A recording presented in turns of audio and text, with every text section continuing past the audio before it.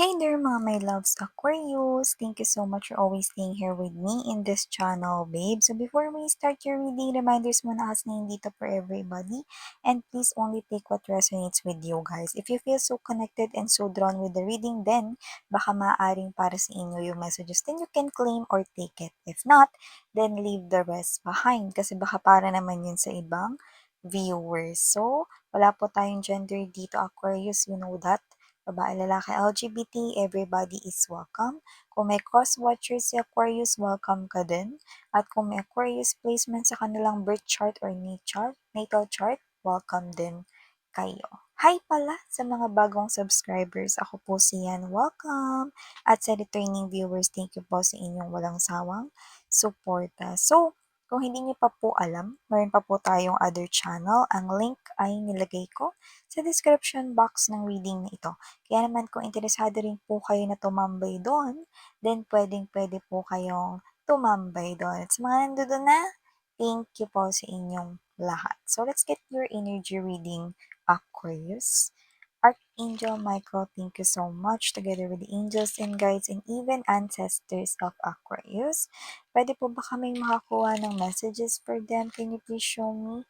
Thank you for your always na presence sa reading ni Aquarius. Messages for Aquarius. What does Aquarius needs to know? Aquarius. This reading is for my Aquarians people. Aquarius. What does Aquarius needs to know? What do we have here for them? Can you please show me?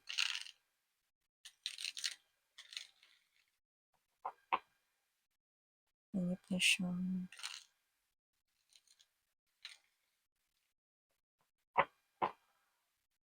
Okay, let us see. Messages for you guys. So we have here for you the Devil energy.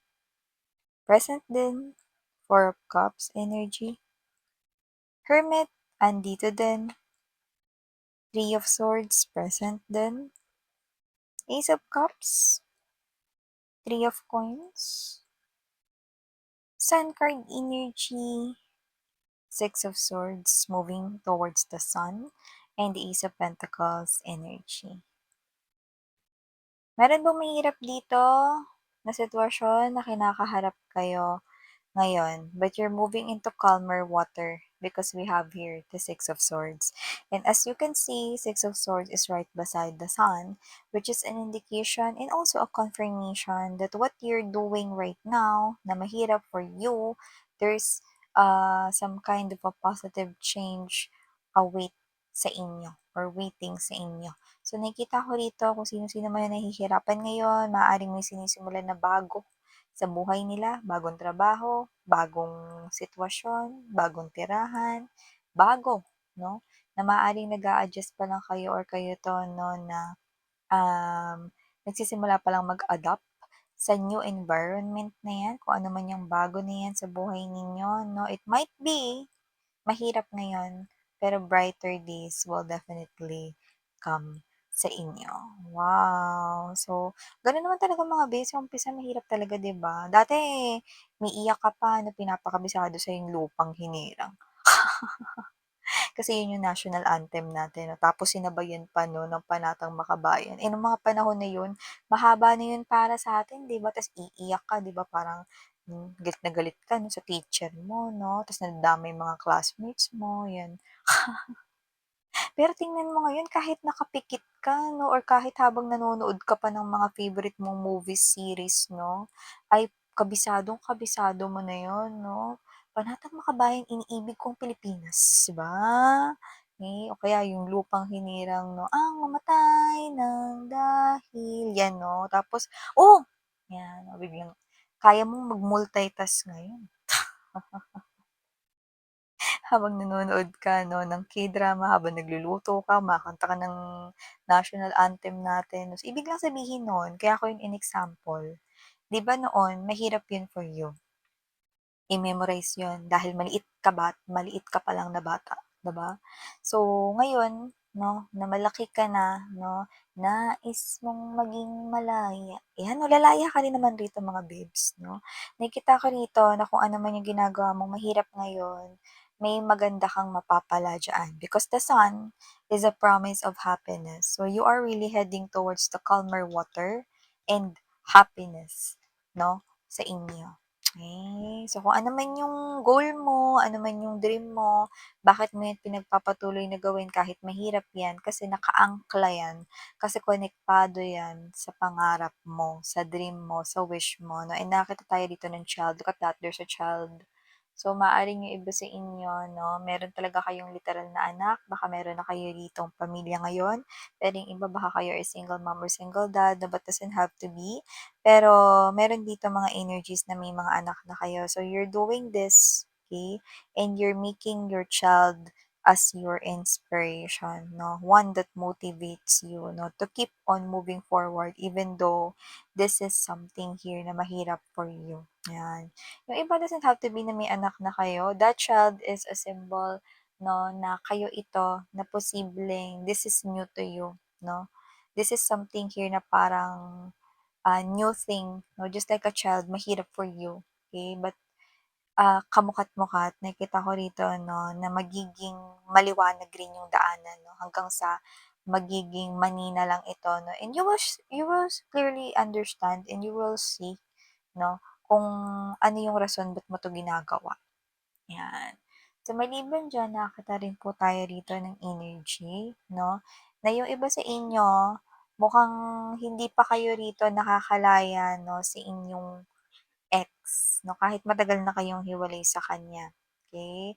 Yung iba nakita ko kinukulit pa rin kayo rito 'no, iba naman puwedeng matagal nang wala sa buhay ninyo 'no, pero yung traumang iniwan niya nandodo'n pa rin. Pero dito ang pinakatinutumbok ng mensaheng ito 'no, with the Devil card energy, Three of Swords, kung sino 'tong ex mo na 'to 'no, na posibleng in-involve kayo sa isang third party, yung talagang in-involve kayo na talagang pinagpalit kayo sa iba, makikita mo siya ulit 'no, sa isang mataong lugar. Yun yung nakikita ko rito. So, either sa mall 'yan, sa park 'no, makikita mo siya ulit at makikita mo siya rito na meron siyang kasama, pero hindi yung third party na ipinalit niya sa inyo. Oh, 'di nga miss 'yan, 'yan 'no. So, whatever the case may be, magkahalong galit at buwisit yung mararamdaman mo, Aquarius 'no. Yung parang mare-realize mo rito 'no na na hindi ka makapaniwala na nagustuhan or minsan mong minahal yung isang player na klase ng energy na kagaya niya, gano'n. Parang nagpapalit lang siya dito ng damit 'no, kasi yung kasama niya hindi yung third party na ipalit niya sa inyo. So, ibig sabihin nag-end na rin sila 'no, noon, okey? Kasi bago na yung kanya dito 'no, pero puwede naman baka sila pa din ta's meron pa siyang iba. What? Oo, may maaaring gano'n kasi lumalabas na parang yung person na 'to is hindi siya nakokontento rito kasi hinahanap niya yung sarili niya kung saan talaga siya rito as in magiging happy. So, parang siya 'to na, kumo-connect siya ng kumo-connect 'no, pero may codependency kasi parang hinahanap niya yung happiness sa ibang tao, which is dapat hindi, kasi mali yun. Dapat hanapin mo yung happiness or magsimula yung happiness 'no, sa'yo.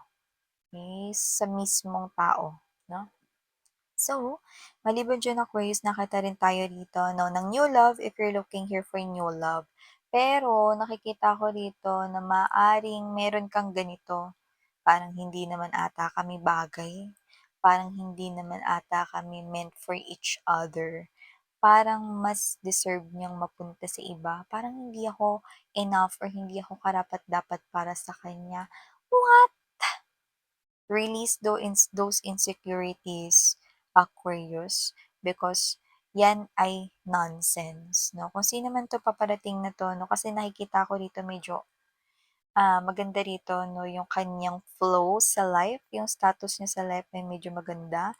Like this person here is on the right track, kaya siguro ganyan ka kasi lumalabas na may ganito siya, Three of Coins energy. Possible na meron siya ritong posisyon sa pinagtatrabahuhan or malaki yung kinikita niya compared sa'yo or yung sahod niya compared sa'yo kaya ganyan na parang nagkakaroon ka insecurities 'no. parang kayo 'to na feeling ninyo wala kayo sa kanyang level pero hindi, ayaw niyang isipin mo yon. This is pure love, this is unconditional love. Go ahead, take this cup. Huwag kang, mag-isip ng ganyan. You deserve someone talaga like this new love appearing here in your life. Yan yung mga qualities na meron siya kasi yan yung deserve mo. So, wag mong isipin, 'no? So, nakikita ko full package siya dito, 'no? Bukod sa siya ay faithful, in love, maganda rin ang kanyang flow rito sa kaperahan, 'no? At maganda rin yung pag-uugali niya. So, deserve mo siya. Wag mo siyang hayaan rito na mapakawalan, okay? Okay. So, maliban diyan nakita rin tayo dito, Aquarius, 'no, ng energy kung saan someone's looking for you, 'yan 'no. Kung sino 'tong someone na 'to, 'wag ka 'no, oportunista 'yan, 'yan 'no, wala tayong gender dito 'no. So kung sino man siya rito nakikita ko yung energy ng pagiging linta 'no, or parang jellyfish sa kanya kasi 'pag ikaw 'yan nadikitan ka niyan, 'di ba, yung jellyfish 'di ba? 'Yan 'no, kaya, ano ba yung Tagalog ng jellyfish? Dikya ba mga mahal 'no?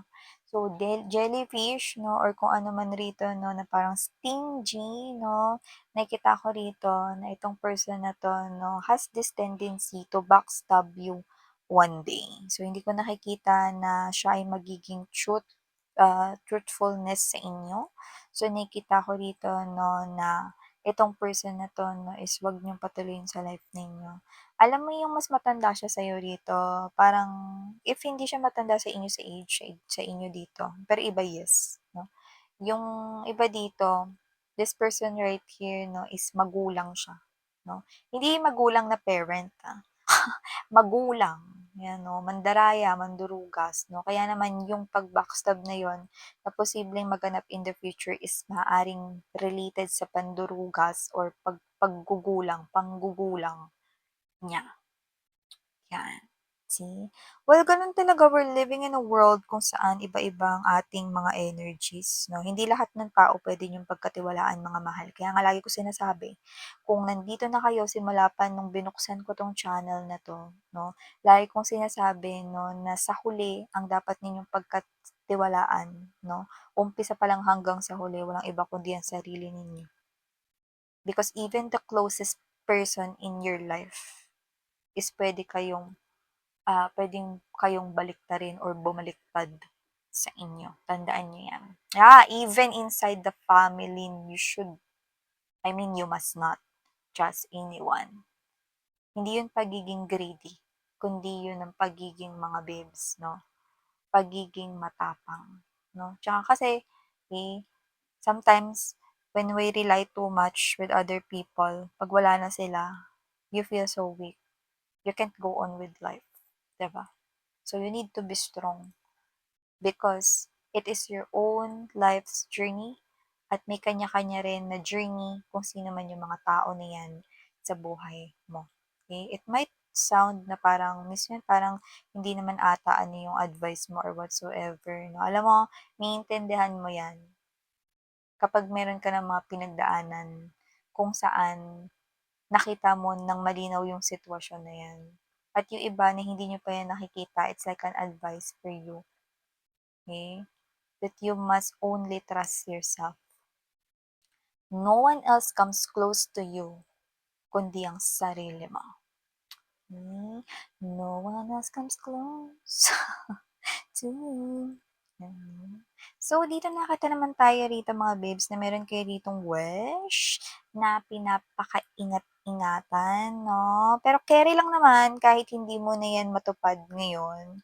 Kasi parang ikaw 'to, 'no, na okay ka lang naman sa sitwasyon mo ngayon. So, maybe you're preparing for that or maybe you're already doing something, 'no? Or baka naman ikaw 'to na parang okay lang ngayon kahit hindi pa muna 'to mangyari.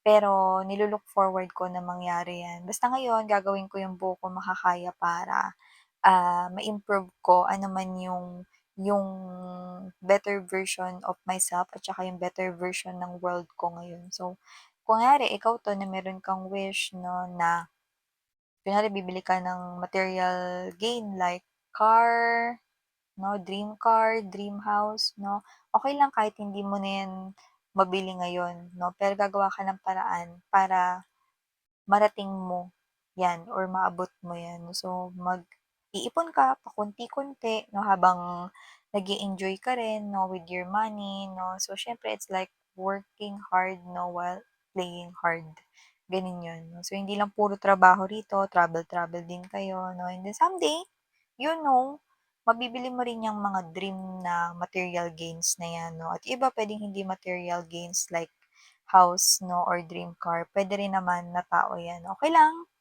kahit hindi niya pa ako ngayon sagutin or okey lang kahit na yung love life is not yet on my way, basta I'm gonna do everything to build myself up and to improve my life 'no. And you see that your wish 'no, parang hindi mo alam super close, mas close ka na pala dun sa wish na yun. So yeah, it's closer than you think. No, with the Hermit card energy, it's closer than you think. Okay? So thank you so much, Aquarius. Sarang heyo muli ako si Yan. Love and light. Annyeong.